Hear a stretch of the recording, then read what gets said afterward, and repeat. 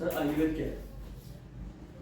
रमन जी, आयुर्वेद आयु का विज्ञान है, जिसको कि साइंस ऑफ लाइफ भी कहा जाता है। इसको मैनुअल ऑफ लाइफ कहें तो अतिशयोक्ति ना होगी। आयुर्वेद दो शब्दों से मिलकर बना है, आयु और वेद। आयु फर्दर 4 कंटेंट को मिला के आयु को कहा जाता है।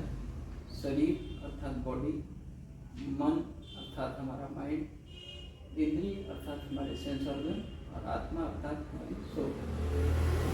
मन, आत्मा, इंद्रिय और शरीर, इनका कॉम्बिनेशन आयु है। और इस आयु को जो जानने की विधा है वो आयुर्वेद है।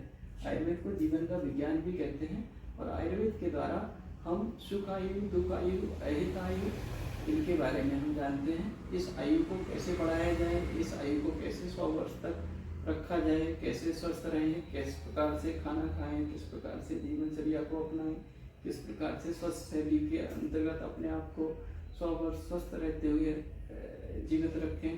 तो ये सारा विषय आयुर्वेद का है। और आयुर्वेद जो है आयुष अर्थात हमारी आयु को बढ़ाने वाला है, हमारे जीवन की रक्षा करने वाला है। और आयुर्वेद का प्रयोजन बताया गया है स्वस्थ स्वास्थ्य रक्षण आतुरस विकार प्रस्मरण, अर्थात ये आयुर्वेद जो है हमें स्वस्थ व्यक्ति के स्वास्थ्य की रक्षा करता है। और अगर हम किसी जानबूझ के या प्रज्ञापराध से जब कोई मिथ्या आहार विहार औषधि का सेवन करते हैं तो हम बीमार हो जाते हैं, तो उस बीमारी से निवारण के लिए भी आयुर्वेद एक सटीक और विश्वसनीय एक तरीका है। सर आयुर्वेद में स्वास्थ्य की परिभाषा क्या है? आयुर्वेद में रमन जी बहुत ही सुंदर तरीके से स्वास्थ्य के बारे में बताया गया। आयुर्वेद में कहा गया, महर्षि सुश्रुत ने सूत्र स्थान के 15वें अध्याय में लिखा, सम दोष सम अग्नि सम धातु मन क्रिया प्रसन्न आत्मेंद्रिय मना स्वस्थ इत्यादि थे। अर्थात स्वस्थ व्यक्ति के अंदर जो दोष होते हैं, जो सारी शरीर को स्वास्थ्य के लिए जो रेस्पॉन्सिबिलिटी हार्मोनी होते हैं, जिनको कि वात पित्त और कफ के नाम से कहा गया, वो सम होने चाहिए, वो बैलेंस होने चाहिए, उनका इक्विलिब्रियम नहीं बिगड़ना चाहिए। जिस प्रकार ये आप ट्राइपोड देख रहे हैं, ट्राइपोड ये 3 पैर पर टिका हुआ है। अगर एक भी पैर डिस्टर्ब हो जाए तो ये जो है गिर जाएगा कैमरा। इसी प्रकार हमारे शरीर जो है वात पित्त कफ इन ट्राइपोड पर टिका है। और इसके 3 उपस्तंभ महर्षि चरक ने और बताए हैं, जिसको आहार, निद्रा और ब्रह्मचर्य कहा गया। तो इन पिलर और सब पिलर पर ही हमारा शरीर और हमारा स्वास्थ्य आधारित है और हमें इनकी यत्नपूर्वक रक्षा करनी चाहिए। दूसरा लक्षण बताया सम अग्नि। सम अग्नि अर्थात 13 प्रकार की शरीर में अग्नि बताई गई है। अग्नि अर्थात डाइजेस्टिव फायर, जैसे कि जठराग्नि, 7 प्रकार की धात्वाग्नियाँ, 5 प्रकार की भूताग्नियाँ, ये 13 अग्नियाँ होती है। सम धातु मन क्रिया, शरीर में 7 प्रकार के बिल्डिंग ब्लॉक्स होते हैं, बिल्डिंग टिश्यूज होते हैं, जिनको ऊतक या टिश्यूज के नाम से जानते हैं। तो आयुर्वेद में 7 धातुएं बताई हैं, रस, रक्त, मांस, मेद, अस्थि, मज्जा, शुक्र। और इनका जो है सारवा, ओज, तेज, कांति, जिससे कि हम जब स्वस्थ होते हैं तो चमक आ जाती है, जब बीमार होते हैं तो हमारी सारी ग्लो रौनक खत्म हो जाती है। तो इसी प्रकार सम मल, जो हमारे स्वेटिंग है, यूरिन है, स्टूल है, ये मल भी जो है एक बैलेंस क्वांटिटी में रहे। इसी प्रकार प्रसन्न आत्मेंद्रिय मना स्वस्थ तभी दिए थे, अर्थात हम जो है प्रसन्नता पूर्वक अपने मन, इंद्रिय और आत्मा में अवस्थित रहें। क्योंकि स्वास्थ्य के बारे में बताया गया स्वावस्था में रहना। स्वावस्था क्या है? हमारी सच्चित आनंद।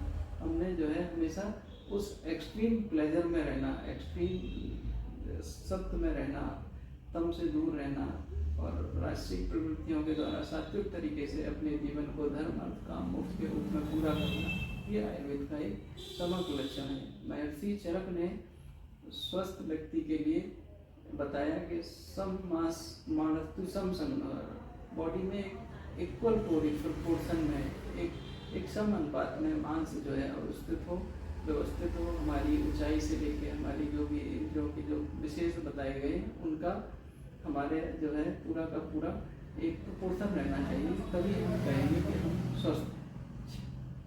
सर लोगों को आयुर्वेद को क्यों लेना चाहिए? आयुर्वेद रमन जी, आयुर्वेद आप जानते हैं, जैसे कहा जीवन का विज्ञान है। जब ईश्वर ने इस इंसान को बनाया, इस शरीर को बनाया, तो उसको 100 वर्ष तक जीने के लिए एक व्यवस्था बनाई, एक संहिता बनाई जिसको आयुर्वेद कहते हैं। तो आयुर्वेद जिस प्रकार हम एक नई गाड़ी खरीदते हैं तो हमें एक मैनुअल मिलता है और उसी पर वारंटी नियत होती है कि आप जो है प्रॉपर सर्विसिंग से लेके उसके प्रॉपर मेंटेनेंस, प्रॉपर उसके लिए क्या फ्यूल है, किस प्रकार की स्पीड है, इन सब बातों की चिंता करते हैं, सर्विसिंग शेड्यूल को ध्यान रखते हैं। इसी प्रकार स्वस्थ रहने के लिए आयुर्वेद जो है जीवन का विज्ञान है, जिसमें दिनचर्या, ऋतुचर्या, रात्रिचर्या और सद्व्रत के द्वारा हम अपने जीवन को मेंटेन करते हैं, अपने अच्छे कोड एंड कंडक्ट के द्वारा, अपनी अच्छी डीड के द्वारा उसको ठीक रखते हैं। तो इस प्रकार हम एक नेचुरल तरीके से, आयुर्वेद क्यों अच्छी है, क्योंकि ये निरापद है, इसमें कोई साइड इफेक्ट नहीं है, इसमें जो है प्राकृतिक चीज़ें हैं, इसमें जो औषधियाँ केमिकल नहीं है, और केमिकल होते हैं तो उनके साइड इफेक्ट होते हैं, और इसमें सब प्राकृतिक चीज़ें हैं, पांचभौतिक चीज़ें हैं, कहीं ना कहीं इनके बाई प्रोडक्ट जनरेट नहीं होते हैं।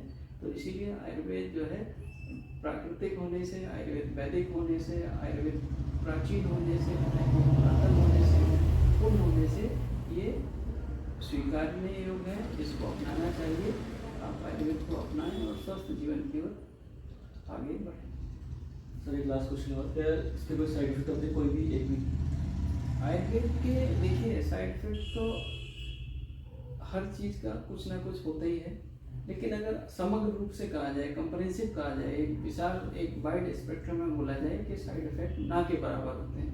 माने कोई अगर साइड इफेक्ट है तो वो कुछ देर में सबसाइड हो जाता है। जैसे अगर आपने हरण ले ली ज़्यादा तो हो सकता है आपको लूज मोशन लग जाए, लेकिन जो है उससे कोई वाइटल कोई हार्म होने वाला नहीं, कोई आपको कोई इंजरी होने वाली नहीं, बस ये है कि 1-2 मोशन के बाद आपका स्वतः ही ठीक हो जाएगा।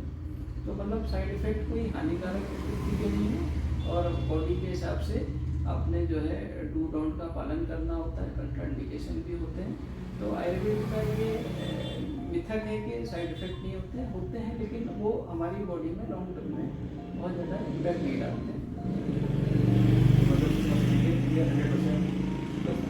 हाँ, स्वस्थ रहने के लिए आज की डेट में इससे बढ़िया कोई विकल्प नहीं है।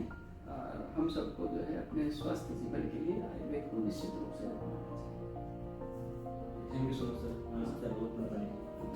आप सभी का, दर्शकों का मैं धन्यवाद व्यक्त करना चाहता हूँ कि रमन जोशी जी ने बहुत सारगर्भित और बहुत सटीक क्वेश्चन के द्वारा जो दर्शकों के मन में जो बातें हैं आयुर्वेद के लिए, उनके बारे में पूछा दर्शकों की ओर से। मैं सभी दर्शकों का और रमन जी का आभार व्यक्त करता हूँ। धन्यवाद।